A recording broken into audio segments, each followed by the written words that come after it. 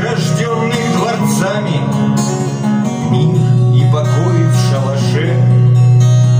Мастер достанет спички, молча зажжет костер, и как тогда по привычке тихо начнет разговор.